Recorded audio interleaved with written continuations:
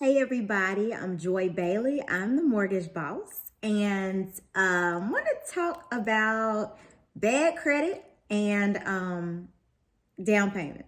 So the other day I made a reel and it was a picture of a house and it was like a 5-bedroom house, really pretty modern new construction house. And I talked about I think my post said something like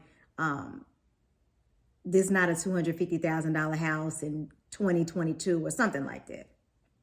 Well, under there, I also wrote, you can buy a house with bad credit and no money. Pick one, but you can't have both, right? And so let's talk about it. So can you get a home loan with a 580 credit score? Possibly. Can you apply for a loan with a 580 credit score? Absolutely. Every time I get on here, I try to talk about the mortgage industry in a big picture type framework. I want to always try to get you in the mindset of the lender. If I'm giving out $300,000, $400,000, will I get this money back? What do I have to do to offset the risk that I might not get this back? When I say you can have bad credit and you can have no money, but you can't have both, that's exactly how this works. So let's talk about the bad credit first. You can absolutely apply for a home loan with a 580 credit score. However, when we run it through the automated underwriting system, and if you don't have any assets or very much assets, you're going to run into a problem. You are basically saying to the lender, because just in case we're not clear, 580 is bad credit. And don't let nobody tell you that it's not. So if you have a 580 credit score or a 600 credit score, bad credit, and you are saying, hey, I want to get a house, and I don't really have that much money. I don't have enough money for a down payment. Well, the 580 credit score is telling us that you can't pay your bills.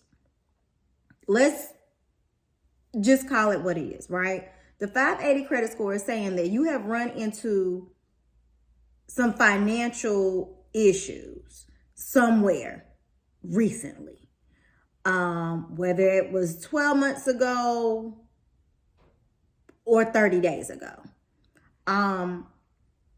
So the bank's like, okay, so do you have any, how are we going to feel comfortable giving you this money if you don't have any money already in the bank to pay to get the thing that you got to pay us back, but you don't pay nothing else back? Okay.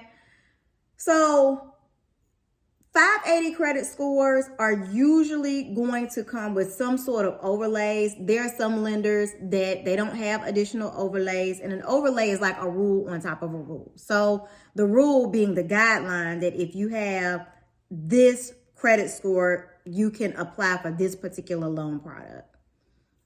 Generally speaking, and I have worked at maybe 6 or 7 places now, everybody has an overlay to that. Can you find a lender that's going to be like, oh, we'll do a 580 credit score? Yeah, absolutely. I can do them, but don't apply if you don't have extra money. So the other reason why I say you can have bad credit and no money, but not both, your down payment assistance options are non-existent until you get into the 620, 640 range generally. Okay. You have got to offset. It's a balance. Whatever you are lacking over here, you need to make up over here. So if you have a 580 credit score, $1,000 to your name, and you apply for a loan and you need down payment assistance, it's probably going to be challenging. The other thing is, so let's shift gears here a little bit and talk about the no money. Down payment assistance is going to require you to have a higher credit score. So you are very, very unlikely to run into a scenario where you can have low credit score, low money. Because who's going to pay for the transaction? If you can't afford a down payment, and let's use $250,000 as an example, or $300,000 as the example. You need $7,000, $8,000, $9,000, $10,000 for FHA to get the ball rolling. If you don't meet the credit score requirement of at least a 640, you are going to have to come up with some money in the transaction before you're able to do anything. And that's going to be the money for your down payment. Now, let's keep talking more about the no money. If you don't have money for your full down payment, if you have money for your down payment and you have a low credit score, you're going to need to figure out how to pay for your closing costs too. I made another video about lender credit and how if you have a high credit score, we could potentially give enough lender credit to cover your closing costs. That comes with the good credit. So if you have bad credit, no money, you need to come up with your down payment and you need to find somebody to give you money for closing costs. In today's market, it is extremely unlikely that a seller is going to give you money in seller concessions for closing costs because it's not their problem. It is not their responsibility to help you get into their house. So, can you get a house with bad credit? Absolutely. Can you get a house with, little to no money? Absolutely. But you cannot do both at the same time. I don't care what you see on the internet and on social media. When that person run your social security number, I assure you, it's probably not going to go the way that you want it to go.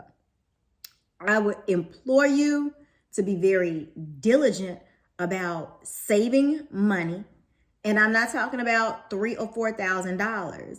This is not 1995. Homes are not $80,000. Homes are very, very, very expensive now. And to get in the game, you have got to have some money. Are there exceptions to what I'm saying? Of course, but I'm not talking about the exceptions. Don't try to be the exception.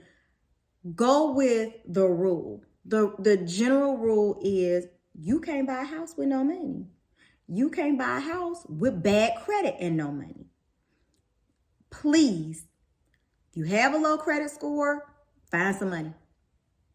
That's literally the bottom line to this. Like, don't ask about down payment assistance, because again, 640 is going to generally be where you got to be at a starting point to consider down payment assistance, and you still got to have some money to be able to pay your own closing costs, because we just don't want to put anybody in a situation where we're depending on anybody.